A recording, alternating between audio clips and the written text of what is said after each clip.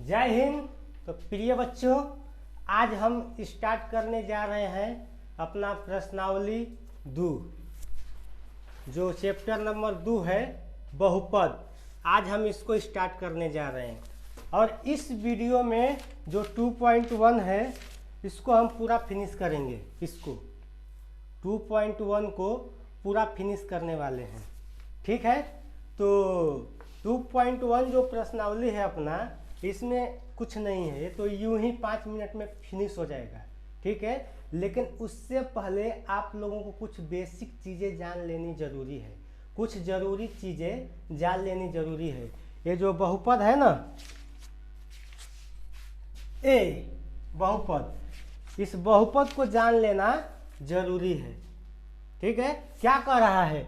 बहुपद, बहुपद, समझे?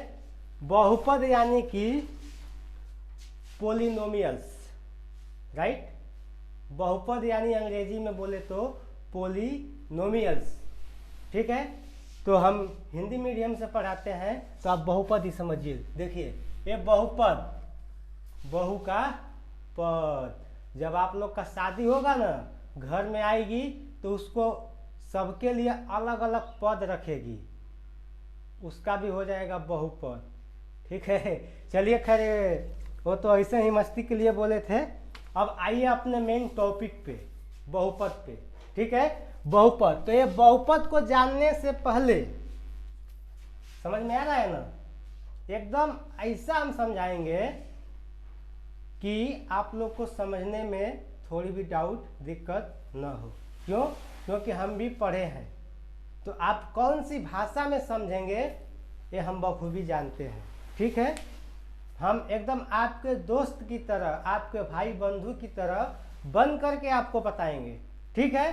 तो ये बहुपद, बहुपद को जानने से पहले आप जान लीजिए चर और अचर, अचर, ठीक है।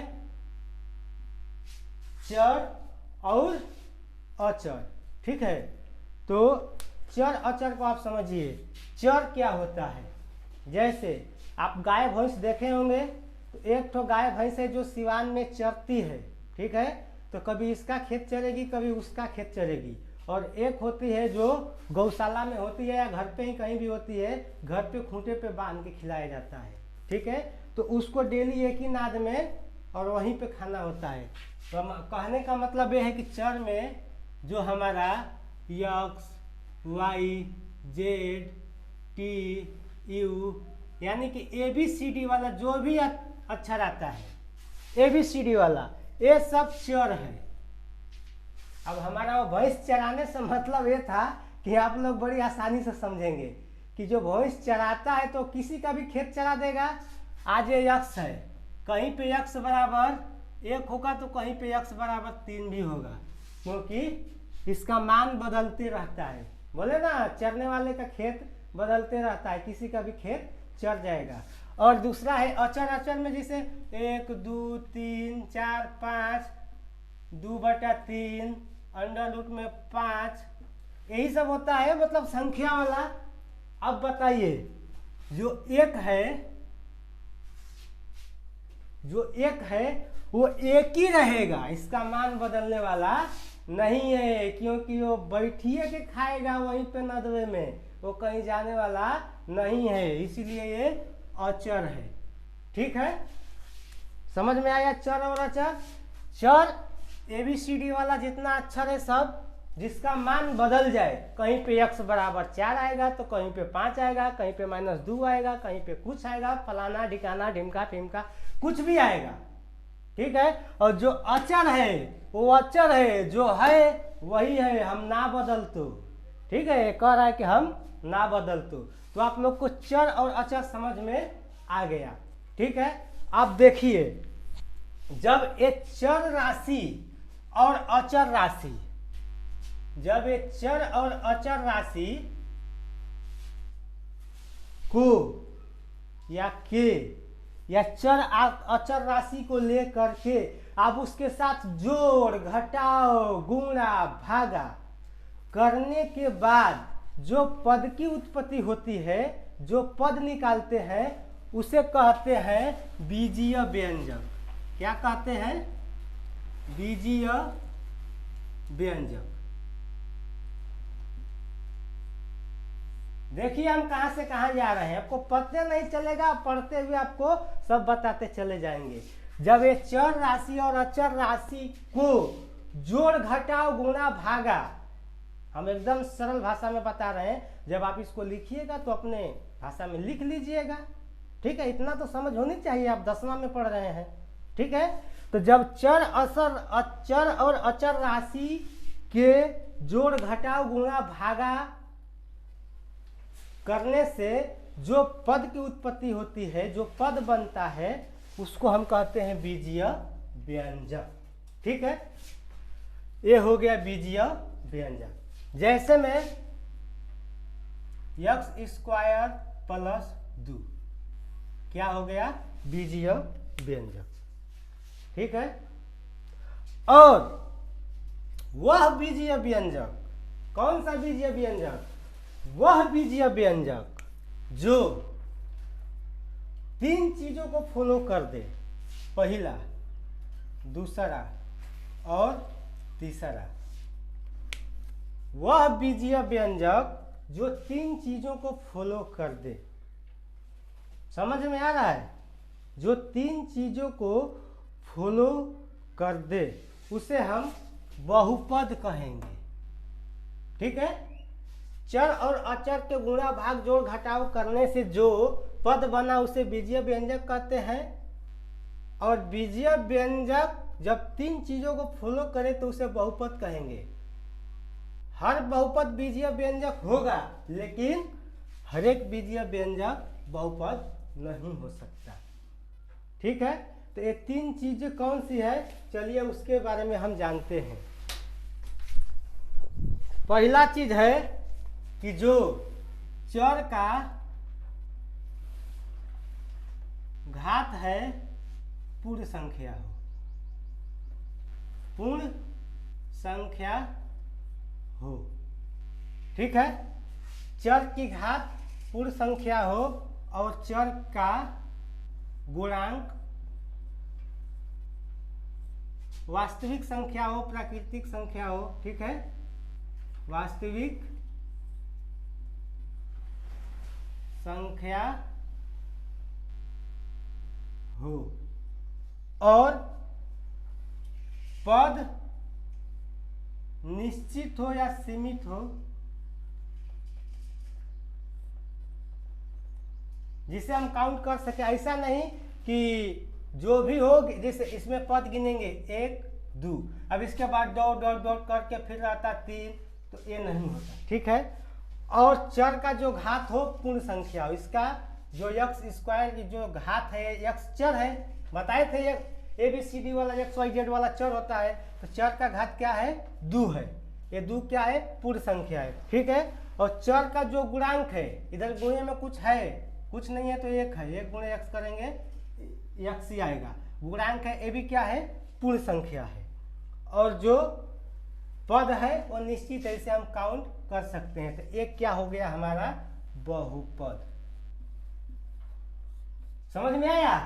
बहुपद। इसको फिर से रिवाइज करते हैं। हमारा मतलब है कि आपको हम ऐसा पढ़ाएं कि समझ में आए, ठीक है। ये नहीं कि वीडियो में आए अपने तरीके से पढ़ाते हुए चले जाएं, आपको कुछ समझ में नहीं आए। अब देखिए हम बताते हैं इसको। बहुपद, बहुपद जानने के लिए चर और अचर जानिए। चर में ABCD XYZ वाला, ठीक है, जिसका मान बदलते रहता है। जैसे वो भैंस जो आज ये खेत चरेगी, कल वो खेत चरेगी, कोई भी खेत चरती जाएगी, ठीक है। और इसको ये क्या हो गया? चर में खेत हो गया और ये नाद हो गया। नाद पे जो खाएगी तो एक ही नाद में रोज खाएगी, बदलेगी नहीं, ठीक है। ये अचर है 1 2 3 4 5 6 वाला, ठीक है। अब देखिए चर और अचर को ये जोड़ घटाव गुणा भागा के रूप में लिखा है ना, इसमें यहाँ पे गुणा है, जोड़ है, घटाव भी होगा, भाग भी होगा। ये सब के जब रूप में लिखेंगे और इससे जो पद निकलेगा वो कहेगा बीजीय व्यंजक, ठीक है। और वो बीजीय व्यंजक अगर ये 3 चीजों का फॉलो कर दे, चर का घात पूर्ण संख्या हो और चर का जो गुणांक है वास्तविक संख्या हो, पद निश्चित हो, तो बहुपद हो जाएगी। ठीक है, बहुपद हो गया। अब बहुपद को तो आप लोग समझ गए, ठीक है। अब बहुपद के इसका स्क्रीनशॉट मार लीजिए और जो हम बताए हो आप लिख सकते हैं, नोट बना सकते हैं, ठीक है। स्क्रीनशॉट मारिए इसका पहले। अब देखिए, अब हम देखते हैं बहुपद के प्रकार। बहुपद के 3 प्रकार होते हैं, एक पदी, द्विपदी, त्रिपदी, ठीक है। एक पदी, द्विपदी और त्रिपदी। एक पदी में क्या होता है, एक ही पद रहता है, जैसे 2x 3y x, ये सब एक पदी बहुपद है, ठीक है। और एक होता है द्विपदी, जैसे x² प्लस 2 3y प्लस 3, इसमें एक पद है खाली, इसमें 2 पद है। और त्रिपदी देखिए, x² plus 2x plus 3 y² plus 3y plus 5, ये हो गया त्रिपदी। ये है बहुपद के प्रकार, एक पदी, द्विपदी, त्रिपदी। समझे, समझ में आ रहा है आप लोग को? ये समझ में आया? आगे बढ़े। इसके बाद होता है शून्य बहुपद। क्या होगा? शून्य बहुपद। शून्य बहुपद का मतलब वो है जैसे जिसका घात 0 है, जैसे ये जो 2 है ये शून्य बहुपद है। शून्य बहुपद जैसे 2 है, 5 है, ये सब शून्य बहुपद है। कैसे? देखिए 2 है तो 2 को हम x का घात 0 लिख सकते हैं, क्योंकि x का घात 0 बराबर 1 होगा। तो यहाँ पे हो जाएगा 2 का x का घात 0 तो बराबर 2 गुणे 1 बराबर 2। ये हो गया शून्य बहुपद, ठीक है। शून्य बहुपद समझ गए? चलिए अब आगे चलते हैं। इसको आप स्क्रीनशॉट मारना चाहते हैं तो मार लीजिए, क्योंकि ये बेसिक चीज़ें हैं। अभी अपने प्रश्नावली 2.1 पे हम लोग आ रहे हैं धीरे धीरे। ये सब सीखिएगा तो आगे चल के आपको बहुत फायदा देगा। इसका स्क्रीनशॉट मारिए, आगे बढ़ते हैं।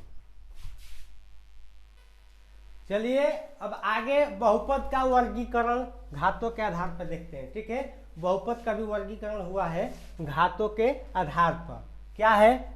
रैखिक बहुपद। ये आपको आपके बुक में पेज नंबर 23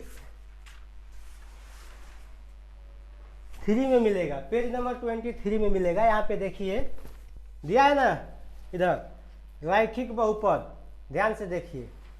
रैखिक बहुपद, द्विघात बहुपद, त्रिघात बहुपद, ये सब आपके बुक में मिलेगा, ठीक है। आप वहाँ से भी पढ़ सकते हैं, यहाँ से जल्दी समझ में आएगा, ठीक है। तो वहाँ पे जो घंटों का अध्ययन है हम करके आपको इधर मिनटों में दे रहे हैं, ठीक है। उसका निचोड़ बता रहे हैं। ये रैखिक बहुपद, वह बहुपद जिसमें घात 1 हो, ठीक है। ये रैखिक बहुपद हो जाता है। जैसे उदाहरण के लिए x प्लस 2, x का घात कितना है? 1 है, तो ये हो जाएगा रैखिक बहुपद, ठीक है। बहुपद इधर लिखे हैं, बहुपद का वर्गीकरण घातों के आधार पर। तो यहाँ पे रैखिक बहुपद, द्विघात बहुपद, त्रिघात बहुपद शॉर्ट में लिखे हैं, आप लोग तो समझ जाएंगे, ठीक है। अब देखिए इसका व्यापक रूप जो है, व्यापक रूप क्या होता है? ax प्लस b, जहां a बराबर 0 नहीं होगा और a b जो है ये वास्तविक संख्या होगी। वास्तविक संख्या बताया था ना, बहुपद होने के लिए जो चर जो x है इसका जो गुणांक हो, ये गुणांक है, वो वास्तविक संख्या होनी चाहिए। बताए थे, वही चीज़ यहाँ पे रिपीट हो रहा है, ठीक है। और a बराबर 0 नहीं होगा और घात 1 है तो रैखिक बहुपद। अब द्विघात बहुपद में खुद ही बता रहा है घात 2 हो, क्या हो? घात अगर 2 हो तो द्विघात बहुपद हो जाएगा। जैसे x² प्लस 2x प्लस 5, घात क्या इसमें? 2 है, तो द्विघात बहुपद हो जाएगा, ठीक है। और इसका व्यापक रूप होगा व्यापक रूप ax² प्लस bx प्लस सी। ये x के जगह पे yz मतलब जो चर बताए थे ना ABCD वाला कुछ हो सकता है, ठीक है। इसका व्यापक रूप होगा ax² प्लस bx प्लस सी। आप लोग उम्मीद करते हैं कि समझ में आ रहा होगा। आप लोग को नहीं समझ में आएगा, क्या नहीं समझ में आया कमेंट लिखिए, अगले बार से हम उसको और अच्छे से समझाएंगे, ठीक है। ऐसे तो हमको लगता नहीं है कि इतना आसानी से आप लोग को समझ में नहीं आएगा, ठीक है। तो जिसका घात 2 हो वो द्विघात बहुपद हो जाएगा, ठीक है। व्यापक रूप ax² प्लस bx प्लस सी। यहाँ भी a बराबर 0 नहीं होना चाहिए और जो ABCD है ABC वास्तविक संख्या होनी चाहिए, वास्तविक संख्या होनी चाहिए, ठीक है। बताए थे ना उसमें कि बहुपद कैसे कहलाएगा, वह बीजीय व्यंजक जिसका जो घात है चर का घात पूर्ण संख्या होना चाहिए, पद सीमित होना चाहिए और जो चर का गुणांक है वास्तविक संख्या होना चाहिए, ठीक है। चलिए अब त्रिघात देखते हैं। आप लोग को समझ में आया होगा कि इसका घात तब 3 होगा, घात 3 होगा, त्रिघात बहुपद हो जाएगा। जैसे देखिए ax³ plus bx² plus cx plus d त्रिघात बहुपद हो गया है, इसका ये व्यापक रूप हो गया। अब इसको हम ऐसा लिख सकते हैं, इसके जैसा लिख देते हैं इसको भी, जैसे 2x³ plus x² plus 3x plus 5। इसमें x का घात जो सबसे ज्यादा है क्या है 3 है, ये त्रिघात बहुपद हो गया। इसका ये व्यापक रूप हो गया, क्या हो गया व्यापक रूप, ठीक है। ये व्यापक रूप हो गया। जहां इसमें भी लागू होगा a बराबर नहीं होगा 0, वह ABCD जो भी है वास्तविक संख्या। हाँ चलिए, तो बता रहे थे कि जो ABCD है ये वास्तविक संख्या हो। तो यहाँ पे वो लाइट चला गया था इसलिए अंधेरा हो गया था, इससे कोई दिक्कत नहीं है, पढ़ने वाले के लिए अंधेरे क्या, हम तो डिवरी की रोशनी में पढ़े हैं, ठीक है। तो ये अपना बहुपद का इतना समाप्त हुआ। अब इसमें एक चीज और रह गया, शून्यक, बहुपद का शून्यक। तो चलिए अब उसको भी बता देते हैं, फिर चलते हैं अपने प्रश्नावली 2.1 पे। इसको स्क्रीनशॉट मार लीजिए आप लोग। चलिए अब हम देखते हैं बहुपद का शून्यक मूल क्या है। तो बहुपद का शून्यक मूल वह संख्या है जो बहुपद को शून्य के बराबर कर दे, ठीक है। बहुपद का शून्यक मूल वह संख्या है जो बहुपद को शून्य के बराबर कर दे। ये चीज आपको आगे चल के मिलेगी, इस बहुत जरूरी चीज है, ठीक है। जैसे एक बहुपद हो गया, मान लीजिए x प्लस 4, ठीक है। ये बहुपद हो गया, बहुपद को ऐसा px से दर्शाते हैं। मान लीजिए px बराबर x प्लस 4 एक बहुपद हो गया। तो बहुपद का शून्यक मूल क्या करा, वह संख्या जो बहुपद के मान को 0 के बराबर कर दे, यानी कि वह संख्या जो बहुपद के मान को 0 के बराबर कर दे। तो इसको हम वह संख्या भी निकाल देते हैं उदाहरण के लिए आपको। जैसे बहुपद क्या है x प्लस 4, ठीक है। अगर इसका शून्यक निकालना है तो इसको 0 के बराबर में रख देंगे, ठीक है। अब हल कर देंगे, x बराबर 0 माइनस 4, 4 इधर से इधर जाएगा तो माइनस में होगा, अर्थात x बराबर -4। ये -4 जो है ये बहुपद का शून्यक है, अर्थात इसको हम हल करके देखते हैं। p x की जगह पे क्या है -4 बराबर x की जगह पे -4 प्लस 4, क्या हुआ आया ना। वह संख्या जो बहुपद के मान को शून्य कर दे बहुपद का शून्यक मूल कहलाती है। ये बहुपद है, इसका शून्यक हम निकाल लिए, -4 आया और इसमें रखने के बाद बहुपद के मान को क्या कर देती है शून्य कर देती है। वो संख्या बहुपद के मान को 0 के बराबर कर दे वो बहुपद का शून्यक कहलाती है। चलिए अब चलते हैं हम सीधे अपने प्रश्नावली पे, ठीक है। इसका स्क्रीनशॉट मारिए जल्दी से। चलिए, अपना प्रश्नावली 2.1 है, किसी बहुपद px के लिए y बराबर px का ग्राफ नीचे आकृति 2.10 में दिया गया है। प्रत्येक स्थिति में px के शून्य की संख्या ज्ञात कीजिए, ठीक है। इसमें जो ग्राफ दिया गया, ग्राफ में जो शून्य की संख्या है, px के शून्य की जो संख्या है वो हमें बतलानी है। इतना इजी है, तो हम अपने बुक में लिपापोती नहीं करते हैं, इसके लिए चलते हैं व्हाइट बोर्ड पे, ठीक है। तो इसमें क्या करना है, हमको शून्यक बतलाना है px का, ठीक है। तो हमारा ये x अक्ष है और ये ऐसा y अक्ष है, ठीक है। तो हमें y को कुछ नहीं करना है, y से हमें अभी कोई काम नहीं है, ठीक है। अभी हमें x से काम है। तो जो ग्राफ गया है ना, इसको देखना है कि x को कितनी बार काटती है या स्पर्श करती है।